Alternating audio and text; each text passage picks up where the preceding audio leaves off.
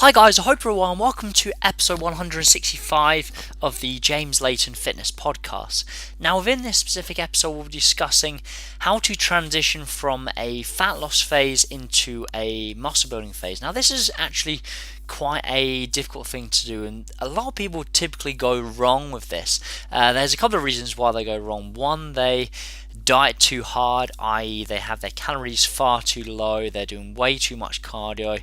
They get to the end of the fat loss phase, and because they're so hungry and deprived, they end up pretty much binging, just having way too many calories, gaining a lot of the body fat back, and then they almost transition into a muscle building phase afterwards. And it's just really important to note that at the end of the fat loss phase, just because your metabolic rate is obviously slowed down, things like leptin are much lower, it can be quite easy for you to gain body fat immediately after a fat loss phase. And that's why it's worthwhile applying a slow progressive approach, i.e. slowly adding in calories, slowly reducing cardio, to try and minimize fat gain while you're entering the muscle building phase, as opposed to just at the end of the fat loss phase just quickly ramping up the calories, basically dropping the cardio overnight.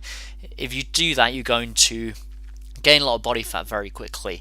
Now there's a couple of different options you have here, and I think it's worthwhile me distinguishing the difference between the two situations. So let's say, for example, we've got an individual that's dieted down for a competition, let's say a fitness or bodybuilding competition, whether they're a male or female, and they've gotten to extremely low levels of body fat, and for example, somewhere around the 6% range or lower for all males and under 15% body fat for females. When you're getting to these extremely low levels of body fat, it's not particularly healthy for you to be walking around this lean all of the time, and therefore within this situation you absolutely want to be gaining body fat relatively quickly after the competition, because you want to get your body into a healthier state. Again, it's not healthy at all to be walking around that lean for a significant length of time, and therefore if you apply a very slow progressive approach to adding in calories and body fat,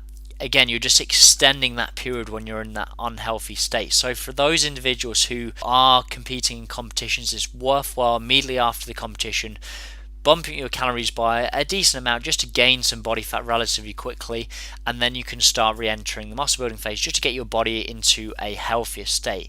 Now the other option you have, which will likely be for most people watching or listening to this podcast, and that's when you're getting relatively lean but you're not getting super lean. So for example, 8 to 10% body fat for males, approximately 15% body fat for females. When you're getting into these body fat ranges, are still in relatively healthy ranges, and therefore you don't really need to be bumping up your calories too quickly, because again, you're not really in an unhealthy range. So in this situation, what I would suggest you do is essentially have a couple of weeks where you're consuming the same calories and macronutrients. So basically within this situation, you're getting down to your ideal level of leanness, whether that's 8 to 10% body fat for males, or even if it's 12 to 14% body fat for males, or 15% body fat for females, or 16, 17, 18%, whatever your goal level of leanness is, you're going to diet down to that point, and then you're going to have a couple of weeks where you're going to keep your calories and macronutrients the same. The main reason is this just allows your metabolic rate to stabilize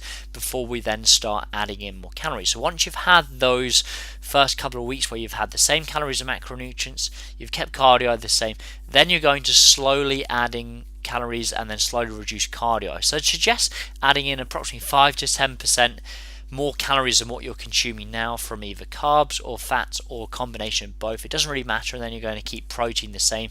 And then here's the key, you're really basically adjusting these figures according to your response. So if you do that for 1 week and your weight stays the same, then I'd suggest either dropping a cardio session or adding in another 5-10% of calories, and then you rinse and repeat. You do the same thing. But if you do one of these changes and then your weight spikes slightly, I'd suggest just keeping everything the same just for 1 more week, and more than likely your weight will drop back down, and then you can start adding in calories or reducing cardio. So it's worthwhile doing a combination of those two changes, either a 5-10% increase in calories or dropping one of your cardio sessions. And then you're going to continue doing this with the goal of trying to keep your weight relatively stable for approximately the first kind of four weeks really, and then after that then you can start focusing on a monthly weight gain target suitable to your training age. So if you see some other muscle building podcasts, I'll discuss some monthly weight gain targets that will be suitable to your training age, what's really attainable depending on how